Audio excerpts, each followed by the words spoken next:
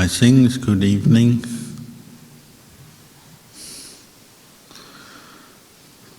Today's walk, you found out where the kangaroos go in the middle of the day. They're all hiding in the long grass. Somebody said, when they saw the first head pop up, they said, "There's a kangaroo." And then suddenly 10 other heads popped up.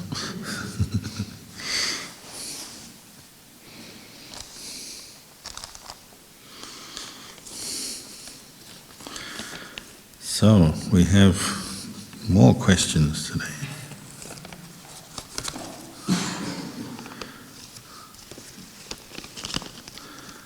Namaskaram, Ajahn.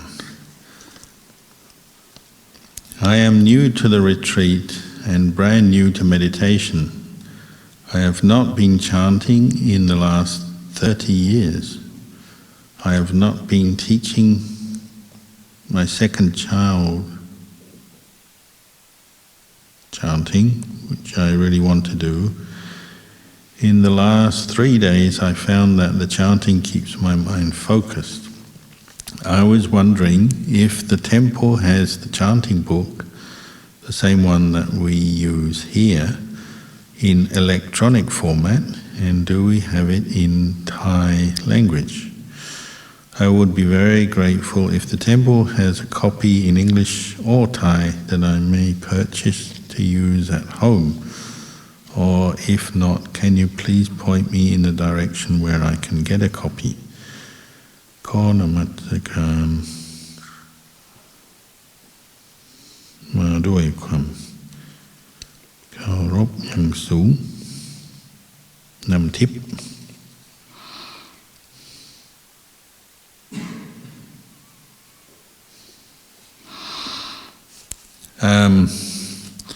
Well, the easy answer is yes, we have electronic copies you can get from the website. You can download a PDF copy of this chanting book you're using here, Volume 1 and Volume 2. As far as the Thai one goes, we have the Wat Nong Bapong Thai chanting book available. We'll have to look it out. Venerable K. Marangsi can look in the book shed. There should be some copies around somewhere. So we do have the Thai copy as well, we can give you.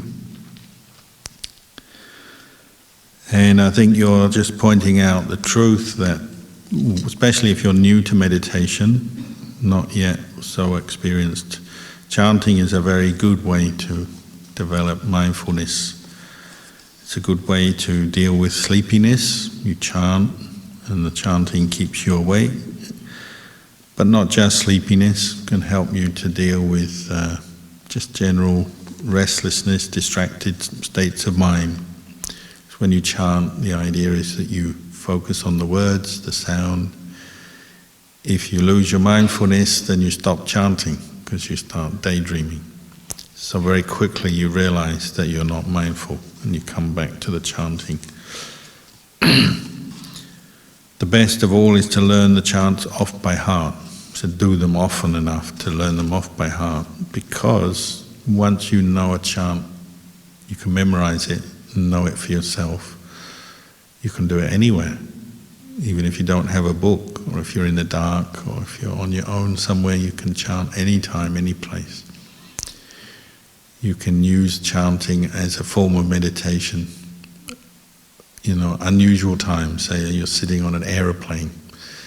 Many monks I know do chanting on aeroplanes.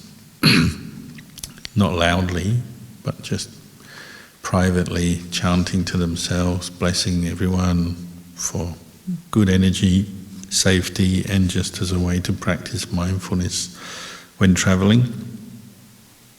I often mention how when we used to travel with Ajahn Kalyano to India, and we had the Indian bus experience, going along Indian highways. Sri Lanka is much the same, but probably India is a bit more extreme. Whizzing along, dodging the cows, the cars, the camels, the people, the this, the that, the sheep, the goats. the bicycles, the motorcycles, the lorries, weaving in and out at top speed. Sometimes people would get really panicky, so then we'd start everyone chanting together. So you get 30 people on a bus chanting Iti Piso Bhagawa, and it keeps your mind more centered when you're facing imminent death. We also got one Thai Airways flight in Nepal going between the Himalayas with terrible turbulence and headwinds and crosswinds, and everyone was scared, so got the entire plane chanting Iti Piso. So even people who didn't bargain for it, they got on the plane, they weren't with our group, they're just sitting there. But everyone joined in Iti Piso. I guess they all found it helpful at a time of stress. So chanting can be very good for dealing with stressful situations, worries, anxieties, fear. You can chant on your own, chant as a group, teach your children how to chant. That gives your children something to use when they're panicky and nervous. If they can't sleep at night, you can teach them to recite a chant like the Metta Sutta or Iti Piso Bhagawa. If they have an exam and they're nervous, Iti Piso Bhagawa, job interviews, any kind of situation where they may be worried or anxious before, going to the dentist, chant. It can work in many situations to help you hold your attention, bring up mindfulness, let go of stress and worry. So I would recommend using it. And many people, they come home from work in the evening and they're tired, so they chant first, and then after the chanting they feel a bit more settled, more energized. Then they do their meditation. So chanting is a form of mindfulness practice, a form of meditation, and it also brings you to remember the teachings, the words of the Buddha. So you might begin learning some basic Pali, so you chant, say, Iti Piso Bhagawa Arahang Samma Sambuddho, and you get to know the meaning of each word, the translation, and some of that might stick in your mind, or different suttas that you find inspiring, you chant them and then you get to know what the meaning of those suttas is. So chanting can lead on to understanding, wisdom, remembering the teachings. So generally it's a useful practice. How much you chant depends on you. You've got some flexibility there.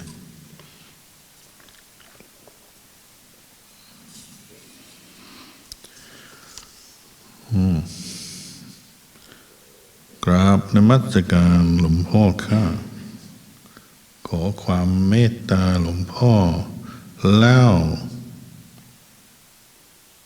ชีวประวัติหลวงพ่อโตรูปนั้นองค์ที่สองในโบสถ์ความหมายของ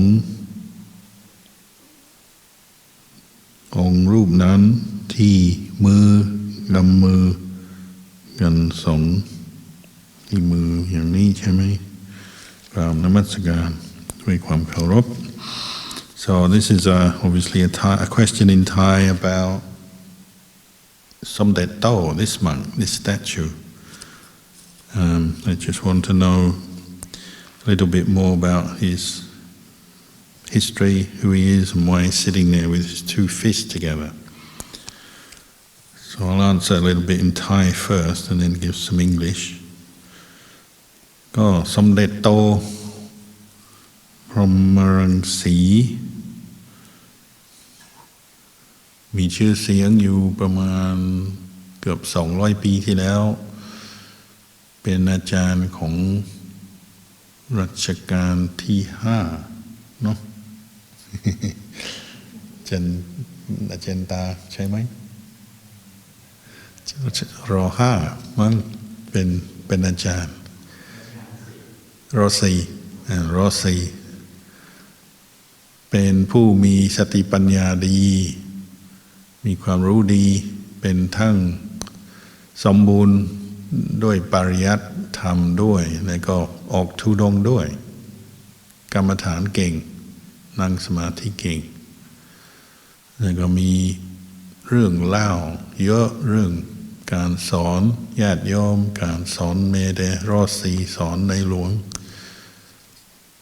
เขาว่าเป็นองค์เดียวที่สอนในหลวงได้องค์อื่นกลัวหมดแต่ว่าสมเด็จโตไม่กลัวเพราะท่านมีฌานนั่นก็มีคุณธรรมทำให้ไม่กลัวท่านมีสัจธรรมอยู่ในใจทำให้ไม่กลัวใครเพราะใครมีสัจธรรมจะไม่กลัวพูดอะไรก็เป็นความจริงแม้แต่ในหลวงก็ต้องยอมรับก็เลยบางทีก็ตำหนิในหลวงเวลาในหลวงปาร์ตี้มาก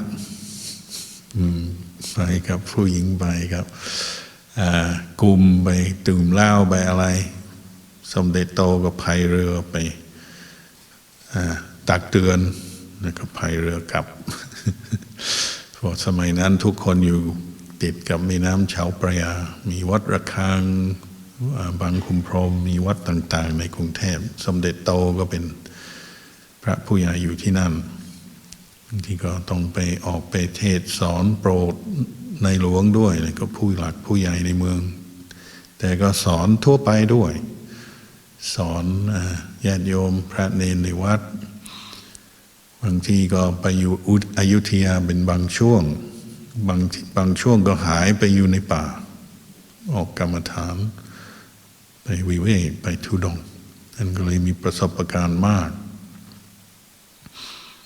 พระป่าก็ชอบท่านเพราะว่าท่านมีนิสัยรักป่ารักธรรมชาติชอบไปอยู่ป่าก็เลยบางที่เจอคนเช่นนายพรานกำลังล่าสัตว์ก็สอนให้มีเมตตาให้อภัยกับสัตว์เช่นนายพรานก็มีเครื่องตัดกวางอยากจะจับกวางสมเด็จโตธุดงค์ไปเจอกวางก็ถูกจับแล้วยังไม่ตายแต่มันขาถูกจับแล้วสมเด็จโตก็สงสารทำยังไงดีก็เลยปล่อยกวางเปิดให้อิสระจะได้วิ่งหนีแต่ก็มีความสำนึกเราเป็นพระขโมยของก็ไม่ได้สิ่งของที่เจ้าของไม่ได้ให้เอาไปไม่ได้ก็เลยนึกจะแก้ปัญหายังไงเราปล่อยกวางที่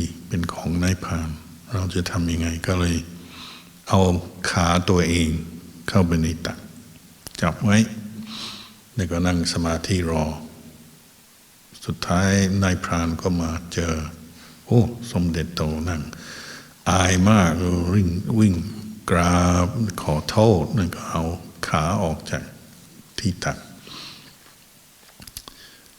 สมเด็จโตก็เลยเล่าให้โยมฟังว่าเราก็ปล่อยกวางแต่เราให้ตัวเองเป็นตัวแทนจะเอาไปทำอะไรก็ได้จะไปย่างไฟก็ได้อะไรก็ได้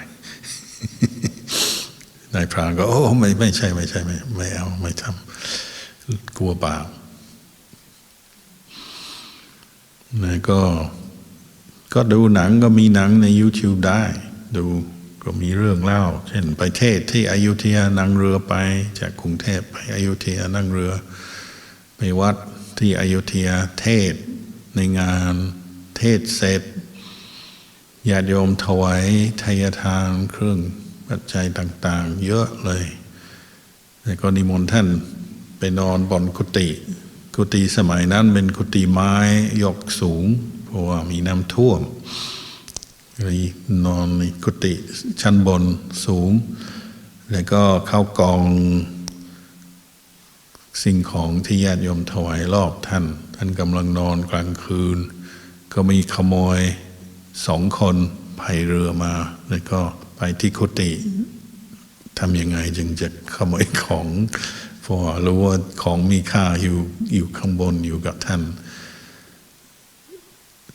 ตามที่เขาเล่ามาเขาก็ทำช่องทำรูอยู่ในพื้นไม้เหมือนในการ์ตูนใช่ไหมก็มี ตัดให้เอามือขึ้นไปได้เขาก็เอามือขึ้นไปแต่มองไม่เห็นอะไรเพราะมันมืดแล้วก็เขาอยู่ข้างล่างแต่เขาเอามือขึ้นไปแล้วก็พยายามจับหาของที่มีค่าสมเด็จโตก็นอนสงสารขโมยเดี๋ยวถ้าเขาขโมยจากพระเป็นบาปใหญ่ท่านก็เลยกำลังนอนท่านก็เลยเอาหมอนเอาอะไรให้เขามือก็โอ้เจอแล้วโอเคเอาลงชิ้นที่สองที่สามสมเด็จโตก็ส่งให้คืออนุญาตให้เขาเอาไปเขาจะได้ไม่ได้เป็นบาปสุดท้ายเขาก็รู้ท่านก็ช่วยเราเขาก็อายแล้วก็หนีไปแต่ถือว่าไม่ได้เป็นบาปเพราะเจ้าของให้ไม่ได้ขโมยท่านใจดีเขาถือว่าท่านเป็นพระโพธิสัตว์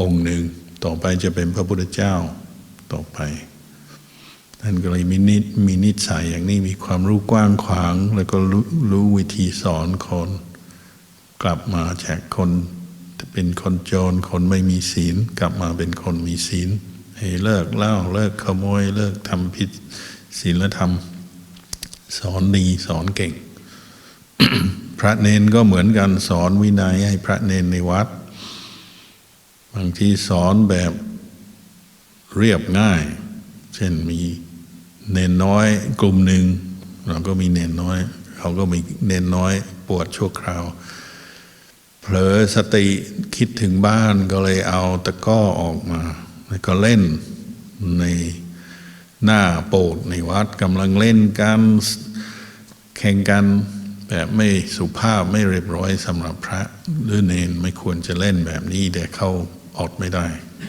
เล่นกันเสียงดังกำลังสู้กันสมเด็จโตเดินออกจากกุฏิพระผู้ใหญ่ในวัดเห็นนึกว่าโอ้เนนจะโดนแน่โดนดุแน่ทุกคนก็ยืนนิ่งสมเด็จโตไม่พูดอะไรสักคำเดินผ่านเหมือนไม่รู้ไม่เห็นทุกคนเกิดอายละอายใจโอ้สมเด็จเดินผ่านเห็นเราแล้วเรากำลังเล่นกันเหมือนคารวะไม่เหมาะไม่ควรเกิดอายละอายใจขึ้นมาก็เลยเลิกทันทีด้วยท่านไม่ได้พูดอะไรสักคำแค่เดินเรียบร้อยบางทีเป็นอย่างนั้นพระผู้ใหญ่เดินมาไม่ต้องพูดอะไรสักคำเนนก็เห็นเขาก็เปลี่ยนกิริยาทันทีเขามีเรื่องเล่าเยอะอย่างนี้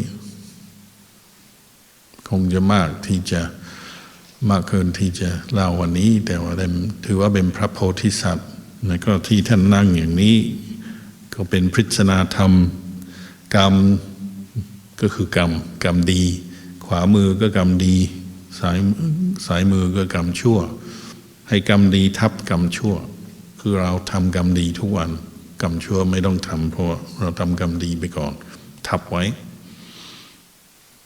จิตใจจะได้เจริญโดยการทำกรรมดีเสมอคือแนวโน้มที่จะทำบาปมีเจตนาที่จะทำบาปมีแต่เราไม่ทำตามเราทำแต่กรรมดีก็เลยคมไว้ทมไว้ก็อันนี้สมเด็จโตพุทธรังสี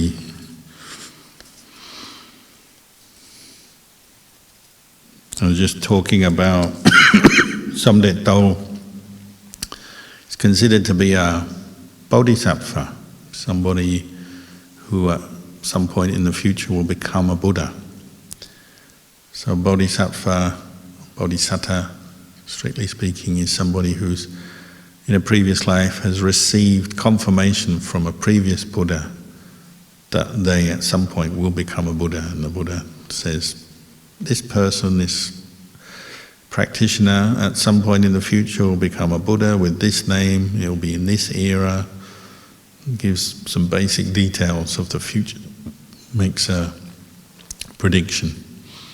So they say Samdet Tho is somebody who's already been predicted to become a Buddha. So It's a bodhisattva making merit life after life. So in this life, his last life, Somdet Do, he lived about 200 years ago in Bangkok. But he was one of those combinations of he's a great scholar, very wise, learned monk, but he was also a great meditator with great samadhi, and he would go and stay in the forest as well. So he's a forest monk and a city monk all rolled into one, which is unusual. And there's many stories of him practicing out in the forest, meeting people, teaching them to have faith in Buddha Dhamma Sangha, to keep the precepts. A lot of his teaching was about how to get people to keep the precepts when they didn't normally keep precepts. Even to the king of Thailand in those days, Rama IV. I thought it was Rama V, but maybe it was Rama IV. He taught to give up drinking.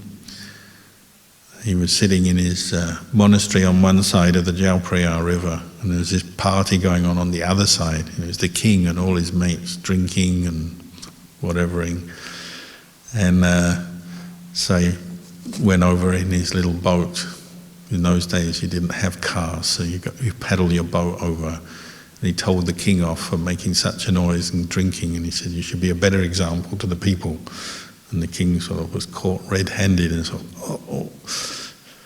And they say he's the only monk who could teach the king. And then he paddles back, carries on meditating in his monastery. And another time he taught the king and all the well-to-do people of Bangkok. Because once a year they'd have this festival, the boat festival, which they still have today. But it was an occasion, every temple, because most of the main temples were close to the Jalprayar River, which was the centre of Bangkok in those days. It's like where all the transport took place. And so they'd have this festival. Every temple would get one of these long boats which has many oars, and they'd have a whole team of oarsmen. But they'd decorate the boat with all kinds of fancy finery, with models and sculptures and statues and decorative stuff, and they'd spend a lot of money on this because they're all competing to see who's got the most beautiful, elaborate boat. So it's kind of the pride of each temple. Both the monks and the lay people would put a lot of effort and money and time into it. And Somdet Do wasn't so happy with this. He said it's a waste of money. Unnecessary luxury, and it's taking the monks away from their studying of the suttas, the Vinaya, and they're not meditating because they spend all their time decorating these boats. The lay people are pouring money into it, and it's just done to try and compete with each other and outdo the other temple. So he wasn't very happy with it. So when the day came for the festival, they sent all the boats out onto the river, and the king is there on his royal barge judging all these boats and sort of seeing which one is the nice one, the good-looking one. And after all these huge barges come by with people rowing, there's one completely undecorated barge, just this little boat with a monkey paddling. At the end, everyone's looking at, what's this? This was Somdet Do's entry into the competition. He just said a little rowing boat with a monkey paddling along, trying to keep up with all these big boats. And then everyone got the message, like, maybe we're getting a bit over-attached and overdoing all this. So he had a sense of humour and was a creative teacher.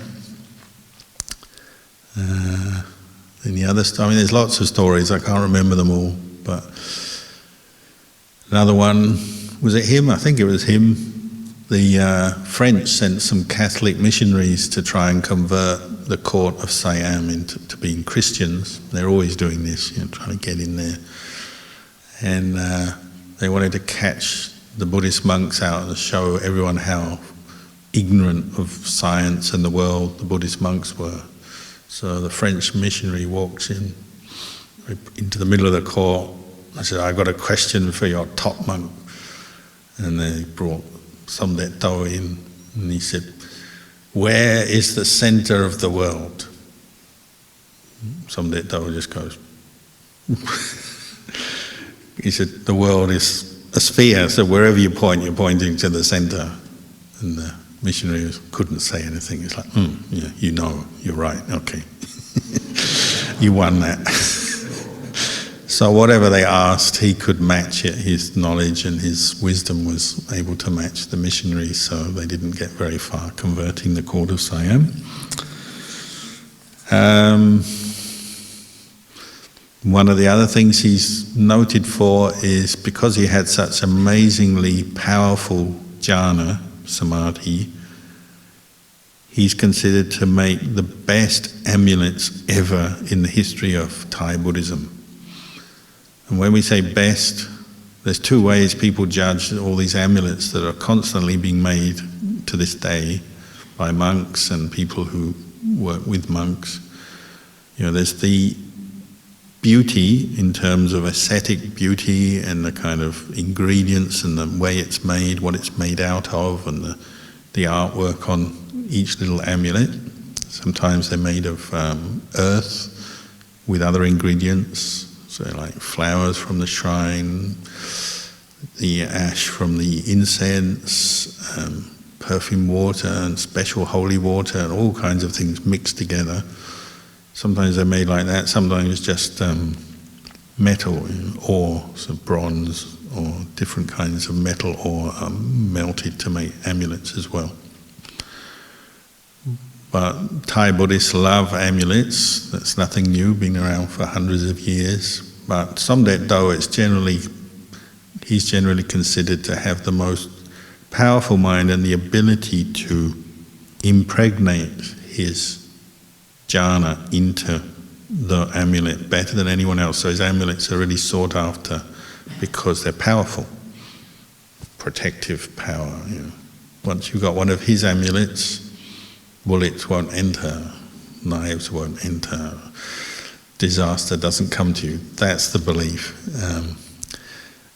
People will like you. So people get their Somdet Dao amulet and wear it because they want people to like them, or they want their business to do well. Or the King of Thailand wore his Somdet when he went to Europe.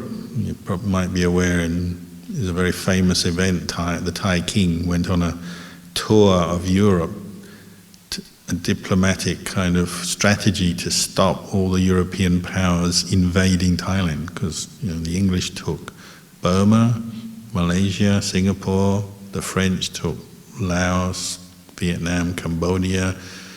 Everyone wanted Thailand because they had a lot of resources like teak, fruit, spices, all kinds of things, silk. The European powers wanted.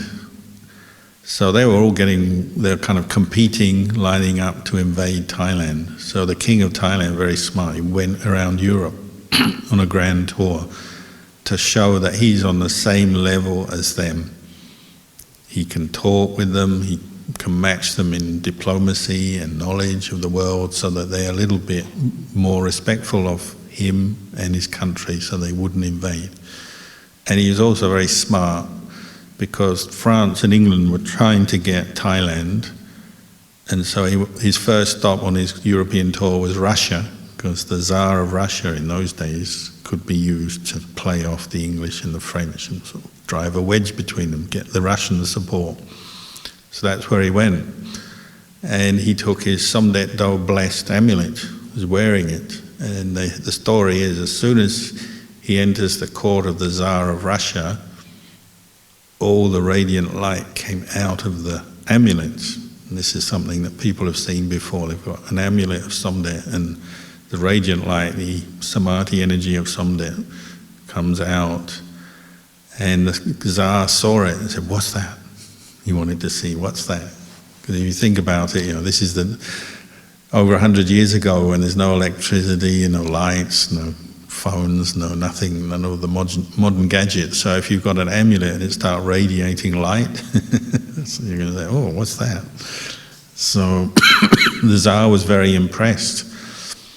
I think the king may have given him a Somdet amulet as well as a present.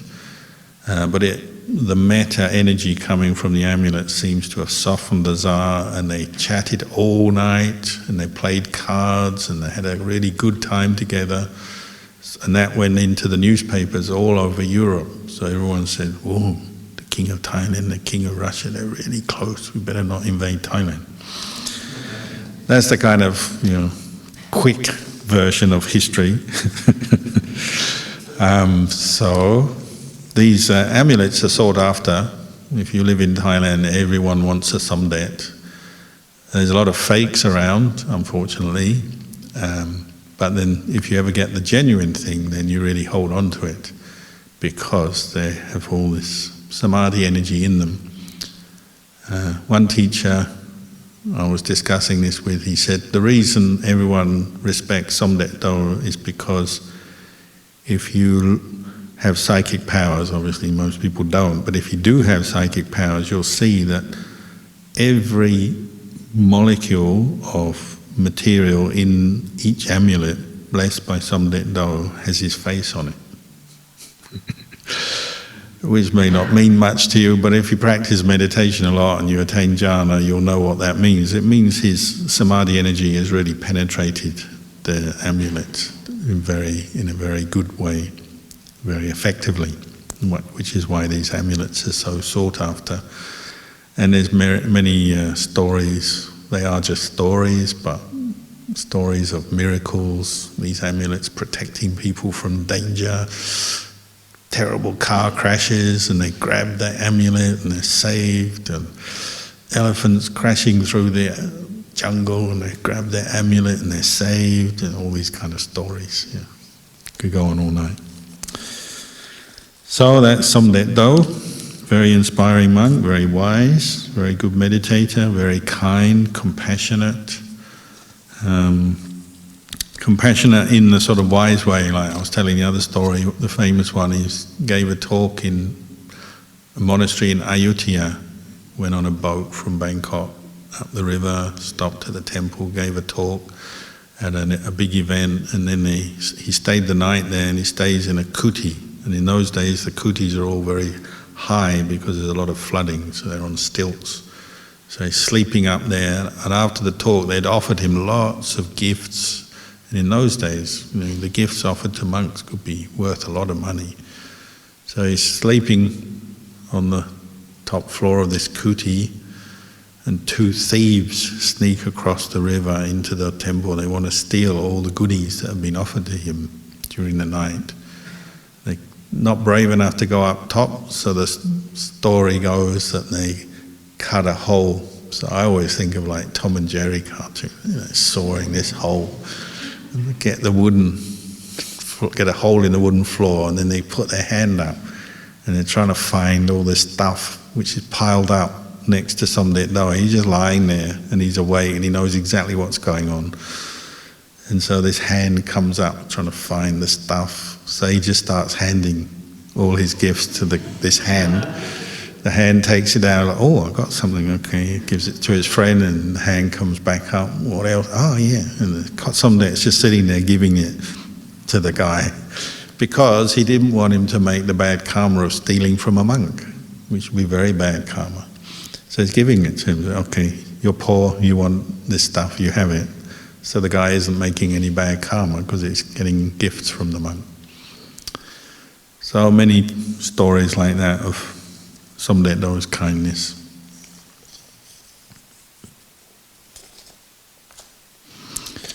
So another question.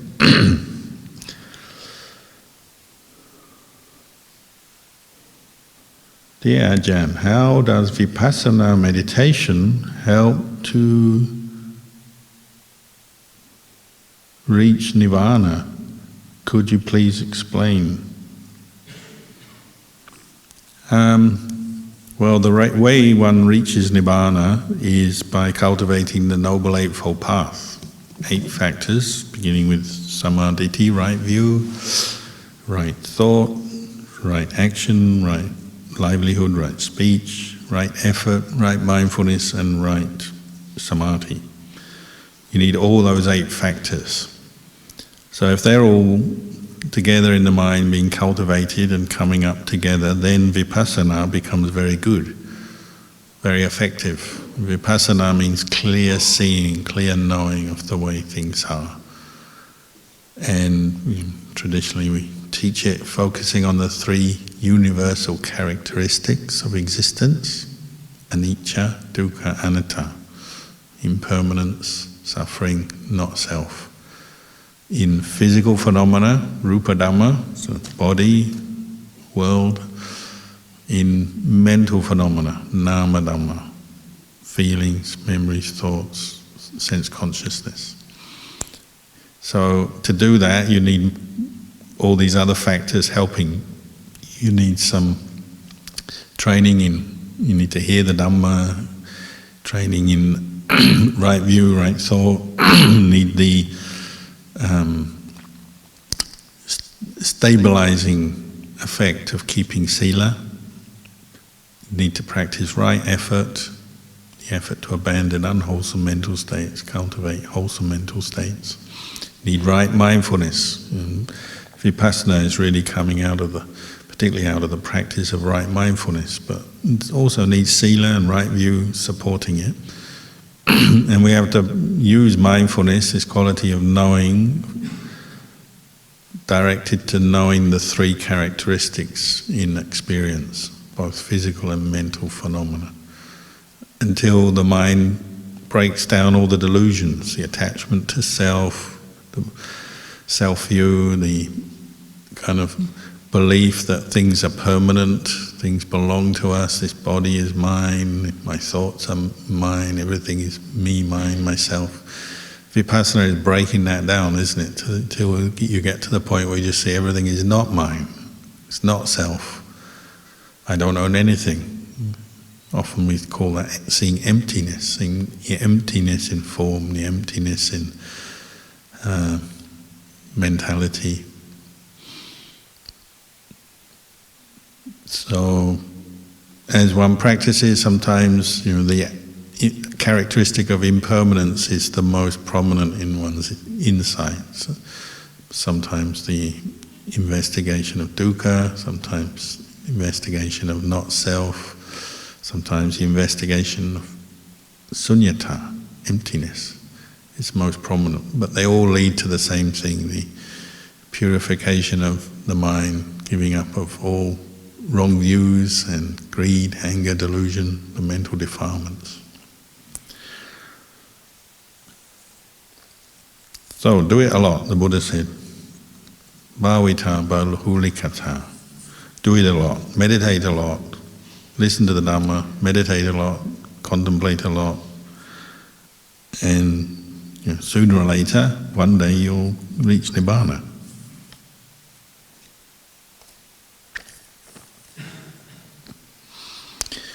Dear Luang Por, in this meditation retreat, I mostly taking body parts, for contemplation. Also, most of the time, ati sanya, when walking or sometimes sitting. Is this right thing to do? Luang Por, please advise. Ati sanya, is that contemplation of bones, I would have thought. Ati kang. We just chanted, didn't we? Ati, bones, ati minjang, bone marrow. I assume that's what you mean, because the spelling's a bit unusual. So yes, this is all sounds very good. To become familiar with those 32 parts, visually, mentally, and then using your mind, actually putting your mind on these parts is a good practice.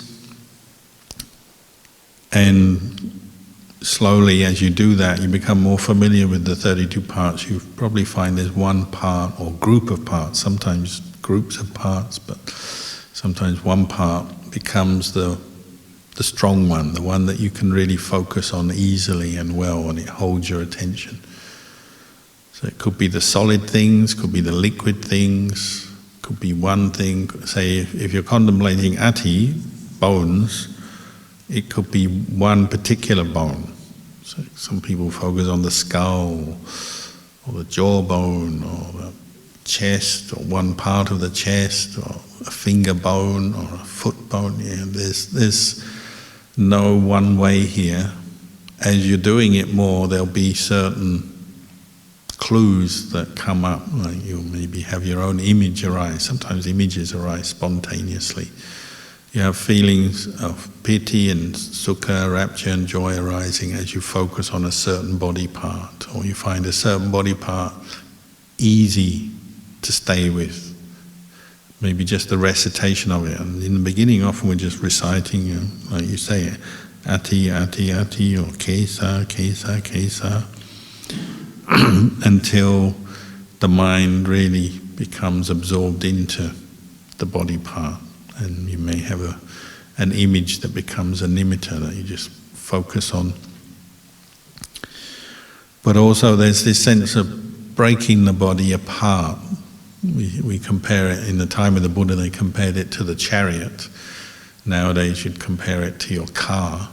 So you go to the car yard, the car mechanic's place, and you'll start putting the parts of the car down.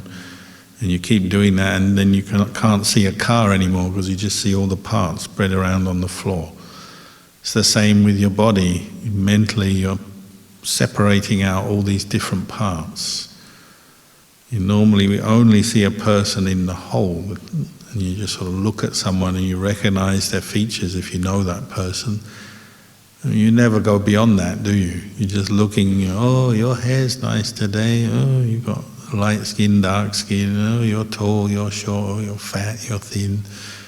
We kind of only go on that superficial level.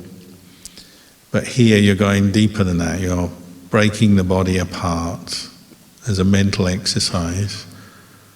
You can even take it one step further and divide all the parts into their component parts, which are the four elements, the Maha Bhuta Rupa, or the four dhatus, earth, solid parts, water, liquid parts, air, and then temperature, just the heat and cooling of the body. You can focus on that. And the idea is you're breaking up the sense of a solid self that is fixed in your view. This is me, this is always me, I am this belongs to me. And that sense that it's all just kind of unchanging, this form that somehow belongs to you and is desirable. It's another of the delusions, is that the body is beautiful. And it can appear beautiful, but there's also a lot of not so beautiful parts to the body. And as you go through the 32 parts, that becomes apparent, doesn't it? I bet when the sludge truck was here pulling out all your sludge from the toilet block, nobody went over to have a look. But monks do. We go over and have a look and go, ooh, that's smelly, but then you get a good perception, don't you? It's got a super sanya. Whoa, that's all come out of mine and everyone else's body. That's all you have to do. You have to teach yourself the whole story, not just always stay on the superficial level of beauty, I like this is good, what do I like about the human body, male, female, all the different parts that we find attractive. You've got to go deeper and say, well, okay, there is an attractive part, but it actually very temporary, isn't it? Even the most attractive person, if they don't wash, they become unattractive, smelly, greasy, dirty. Even the most attractive person still goes to the toilet, urine, excrement, they sweat, snot, earwax, grease, dandruff. The list goes on. We can't hide that. As soon as you become direct mindfulness to the body, any of those parts, the truth starts to become apparent, doesn't it? There's this whole unattractive side to the physical body. And of course it doesn't last. gets older every day. Sooner or later things start going wrong, gets injured, gets sick. Eventually, through old age, we die, if not from disease before that.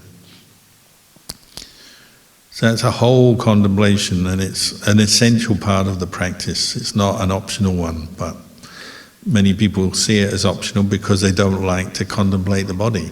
It's hard work.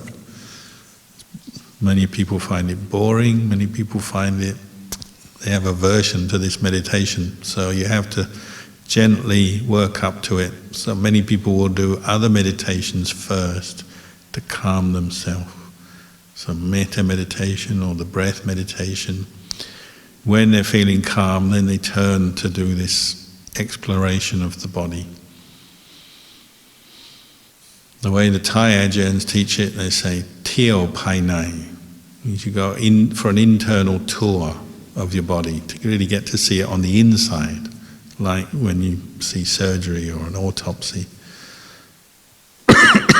We're used to going for a tour outside. We're always thinking of going on holiday, going places, seeing things. That's our idea of recreation, entertainment.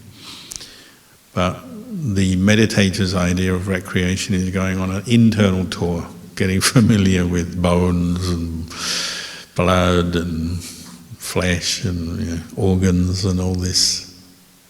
You do it till you're really familiar with your own body on the inside. Then there's no delusion. And even the Buddha would teach this, wouldn't he? Sometimes he'd give people nimittas. People who are too obsessed, too proud of their beauty, he'd give them a nimitta first of somebody even more beautiful than them. It's like, oh wow, she looks good. Usually it's a woman, but not always. She looks good. So that draws their attention, but then he makes the person who looks really beautiful suddenly turn old and shrivel up and die. And they go, oh, this body is impermanent. And then they reflect back on their own, oh, my body is impermanent. And then they get enlightened, very easy. And the Buddha would help people.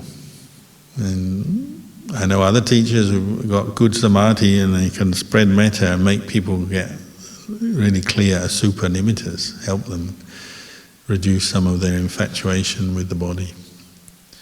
But really you've got to learn to do it for yourself.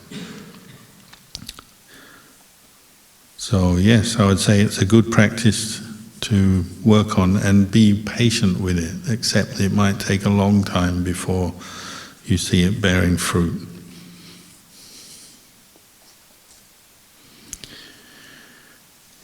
Dear Ajahn, I got a couple of questions. Do we need to wait till we reach piti and sukha during breathing meditation? Excuse me. During breathing meditation to start contemplation? When we start contemplation, for how long do we need to continue it and start breathing meditation again?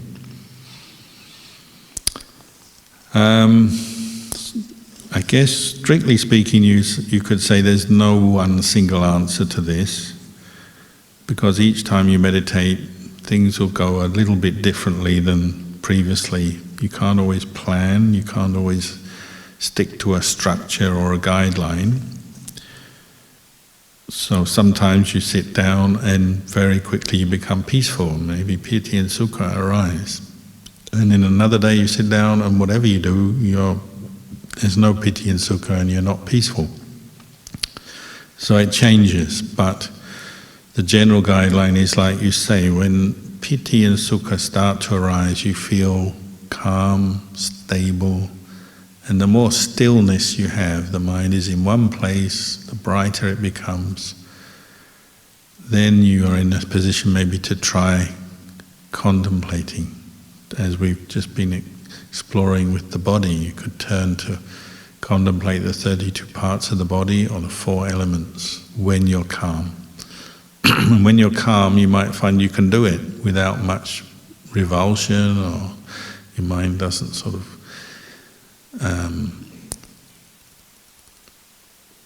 want to stop. It's energized and it's bright enough, peaceful enough to carry on. Because normally contemplation of the body is not easy, but when you're calm, maybe you can do it for longer. So just try, experiment. Maybe you can do it for a few minutes. One estimate maybe in the beginning is just see if you can do body contemplation for 15 minutes without giving up, without getting distracted. And to do it for 15 minutes, you need to be fairly calm. So you do perhaps some other meditation first to bring up the calm. Then you do some body contemplation. And if you're getting into it, we'll do it longer. There's no time limit here. If you attain real one-pointedness, maybe you can do it for a long time. But most people probably haven't got there yet, so you just do what you can. 5 minutes is better than nothing. But 15 minutes is a good guideline in the beginning. And not just body contemplation, you can also practice mindfulness of feeling, Vedanānupassana Satipatthana. Contemplate feeling, particularly if you've got painful feeling arising from your sitting, but if you have enough stability, calm, peace of mind, to be able to then start investigating the painful feeling and the attachment to it. It's not easy to do, so again you need a bit of calm, some continuity of mindfulness to do that, but try and see how long you can stay investigating a painful feeling in your body. Can you get to the point where you can just observe the painful feeling without reacting with aversion, just knowing it? Asking questions such as, does this belong to me? Is it a self? Whose is it? Where is it? Is it in the body? Is it in the mind? Learning from your experience is what we mean by contemplation. And particularly coming to see the three characteristics of impermanence, dukkha, and satisfactoriness, and not self. Of course, you can contemplate many things. So you can contemplate issues about your life, things that you like, things you don't like, various attachments, things that make you angry, desires that obsess you, infatuations that obsess your mind. Of course, you can contemplate anything. So sometimes all you can do is contemplate what's coming up. So maybe you're obsessed with something, there's something you really want. So, what's an example? Like monks, when you're a new monk, often you get an obsession for something you haven't got. Like, I wish I had a really nice cup or a really nice clock. Or nowadays, I guess it might be, I wish I had an iPad or something. Before you've even gone out seeking any of those things, you bring it up in your mind and maybe you contemplate, this cup, this clock, this iPad, whatever it is you're obsessed with is impermanent. It's made up of these four elements. Eventually it will break, disintegrate. It's impermanent. Do I really need it to be happy? It's just four elements that I don't own really, I'll never own. Even if someone gives you an object, you don't really own it, do you? It's just part of nature. You contemplate things.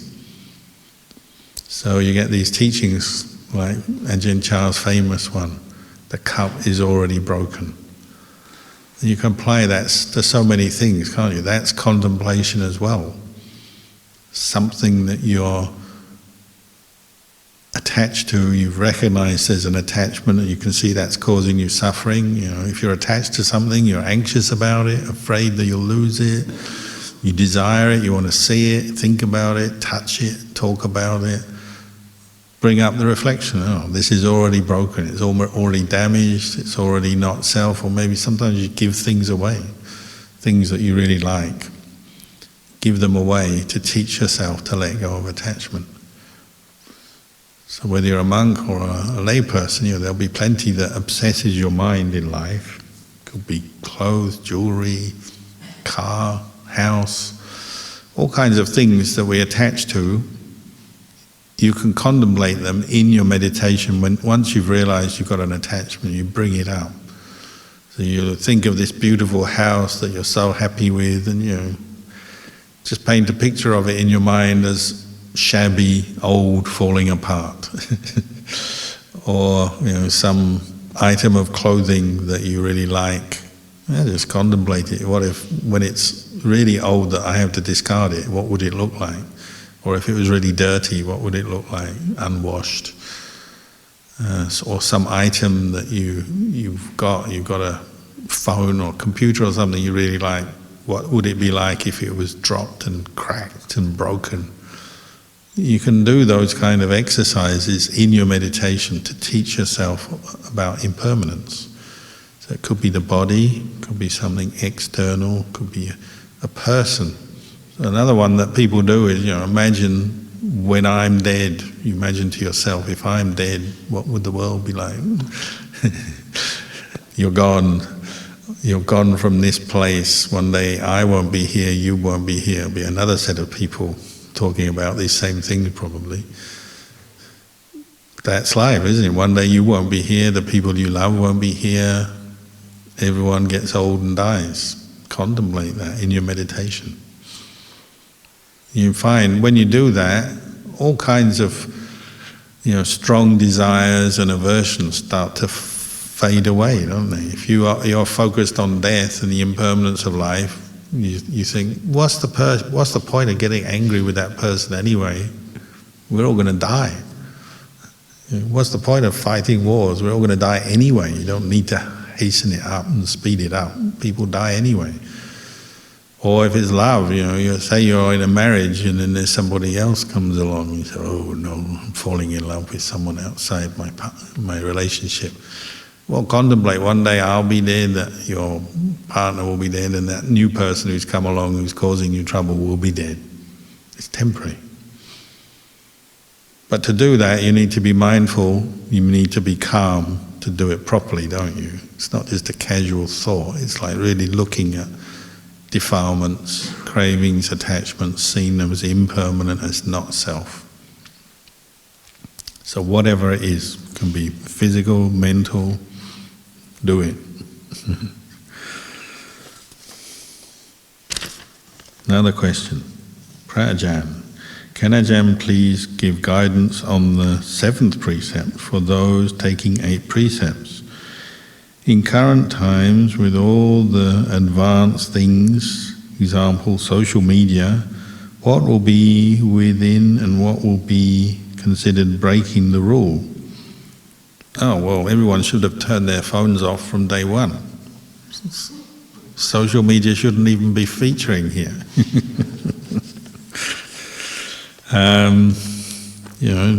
It's anything that is social, entertaining, distracting. If you're keeping the 8 precepts, cut it out. You can use technology for Dhamma. So we have a microphone, a camera, Dhamma teaching, Q&A, okay. You keep it simple, but no entertainments, no need for social media. If you're on retreat, you don't need social media. Turn it all off. And even if you're back at home, limit it so it may be just for furthering Dhamma practice.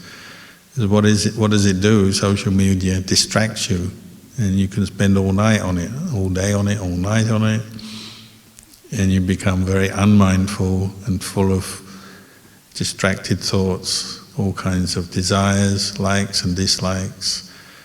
There's a lot of suffering in the world, not just social media, but just generally technology can be used to increase defilements, confuse us, give us more craving and attachment, or we can use it just to advance Dhamma, listen to Dhamma, talk Dhamma, listen to Dhamma. On that side of it is very good. You can get more Dhamma nowadays than you could 100 years ago, so that's good. But the dark side is you fall into the distracting part, the entertainment, the movies, the clips, the whatever it is that you're into. So be careful. The word the Buddha uses, intoxication. So technology can be intoxicating just like drink and drugs can. The other parts of the rule, we don't wear makeup, all kinds of decorative things, fancy clothes when you're keeping the 8 precepts, because they're intoxicating. They bring out your desire for beauty, delude you, create and feed more passion, feed lust. So it's a package, isn't it? The 8 precepts are helping you to practice restraint, renunciation, letting go, simplifying your life. So there may be times when you're not ready for the 8 precepts, that's fine, you keep the 5 precepts. But still you're looking at the intoxicating nature of the world, the material world, physical form, material things, including technology, social media, whatever. It's intoxicating. And you could spend your whole day and your whole life on the web in one form or another, and then you get to the end of your life and you haven't cultivated the Eightfold Noble Path at all. Spent too much time on whatever it is that you like, Twitter, TikTok, YouTube, whatever. So learn some limits and have a rest. When you're on retreat, have a rest from it all. Give it up.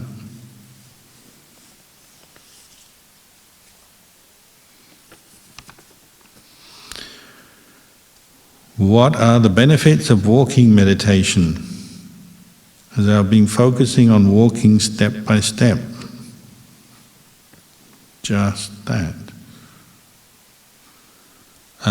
Well, the Buddha said the benefits of walking meditation are many. Probably number one is it can give you very strong samadhi that lasts for a long time. You notice if you become concentrated when you're walking, when you stop your walking meditation, go off to do something else, the sense of composure and the concentration tends to go with you.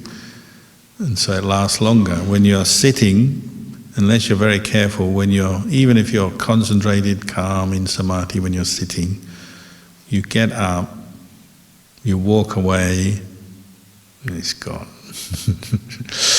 You go down to the kitchen, there's nothing left, is there? Food, talking, activity.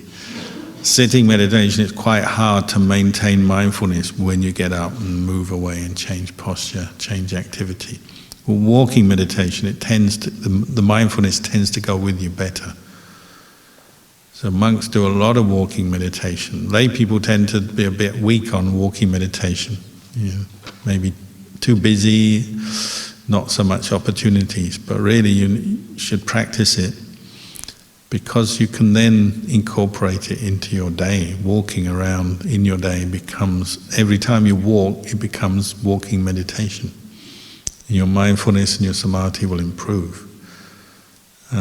This is why we go for a walk, give you another kind of walking meditation. And normally walking meditation, you're walking back and forth to limit the mind. So you just got a simple path up and down, don't have to look around, don't have to think about other stuff, just focus on your body and mind in the present moment. But we do the once a day, the group walk, just to practice mindful walking in an extended way. So you're not on a path, simple path, but you're going for a walk, but practicing mindfulness. So all of those who were talking today on the way back failed. Failed the exam today. You're not supposed to talk, you're supposed to just be mindful and walk. It's the whole point of it. Same with social media, isn't it? Social media is an extension of talking, chit-chatting. So the aim is to be mindful, silent, restrained with yourself so you can really get strong mindfulness. That's your aim. Also it helps, it's healthy, exercise. The Buddha said it will help digest your food, helps you when you're dealing with sleepiness, because sometimes it's hard to sit with sleepiness, so you do walking meditation. He said it helps to build up your endurance. So if you do walking, you see how much resistance you have. You don't want to get up and walk. You just feel lazy, you know. We're all couch potatoes. We just want to sit there. Get up and walk. And you'll find your mindfulness improves. You become stronger, more enduring. And especially at night, it also helps you to overcome fear. Because at night, nobody wants to go out and walk in the dark. Everyone wants to sit in the hall, nice, comfortable, nothing threatening them, challenging them.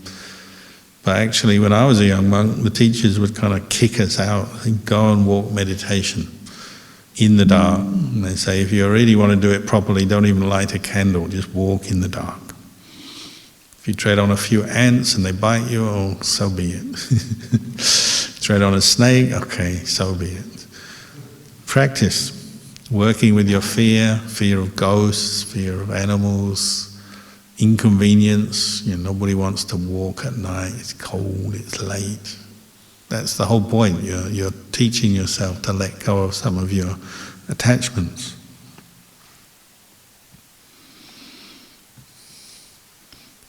Another question, are we making merit while walking or sitting meditation? You have to answer that yourself. And you can be physically sitting here and hating somebody or indulging in some fantasy, you know, whatever your plans are and your desires are. You can just be sitting there not trying at all. Very common, isn't it? Spend a whole hour just planning your next holiday. Or if you're into food, you sit there the whole time just thinking of food. There's not much merit doing that. If you're battling with your mind, you're working to bring up mindfulness, let go of those desires, see them as impermanent, not self, then there's merit made, isn't there? Every moment of mindfulness is a bit of merit. Every hindrance that is let go of, even just for a one moment, is already a little victory. That's where the merit is made.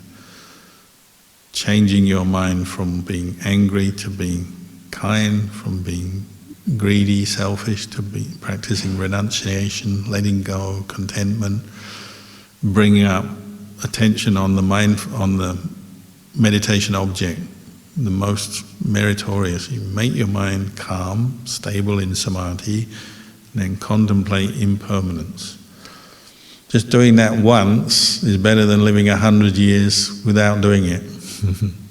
So already you will have made a lot of merit this retreat. You'll have done things that have set in motion a process of cause and result that will follow you for the rest of your life and into your next life if you haven't reached in Nibbana. Very powerful, good karma, this meditation, but you have to do it sincerely. There's sitting and there's sitting, isn't it? You can be sitting and your body's there, but your mind is gone, falling asleep or fantasizing. Walking is the same. There's walking, mindfulness, or trying to bring up mindfulness, and there's walking and you're just looking around, having fun, talking. So you have to answer the question, how much merit am I making as I do this? Am I really trying? Am I sincere? Is there any effort here? What's the level of my effort or the quality of my effort?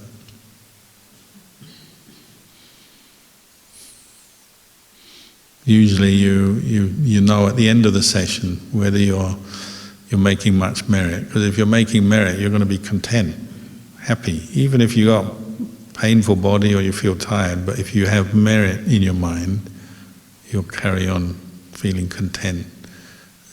But if there's not much merit there, you're just waiting for the bell, aren't you?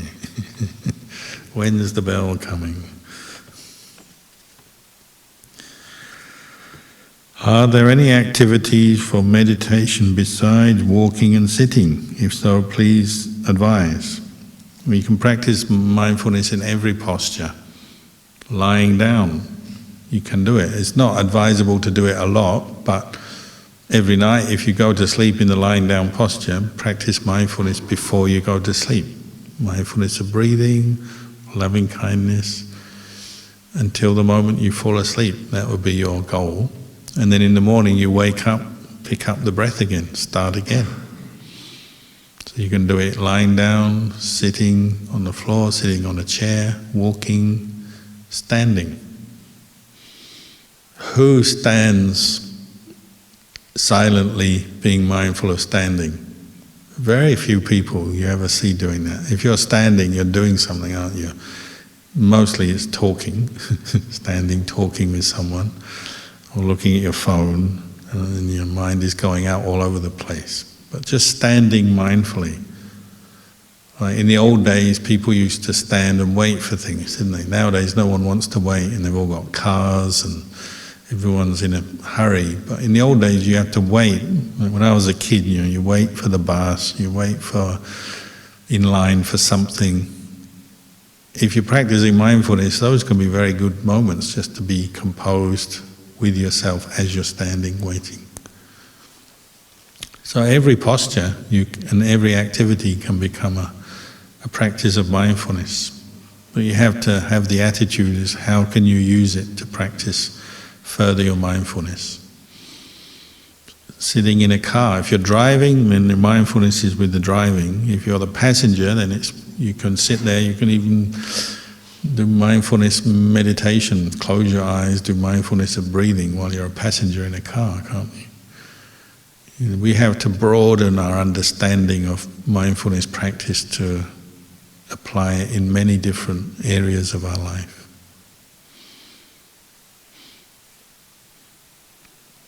So that's probably enough for tonight. We'll leave it there.